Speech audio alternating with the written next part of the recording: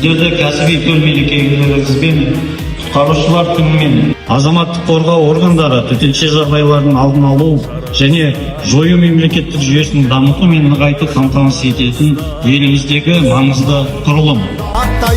Сіздерді азаматтық қорғау органдарының 30 жылдығы мерейтойымен және 19 қазан құтқарушылар күнімен шын жүректен құттықтаймын.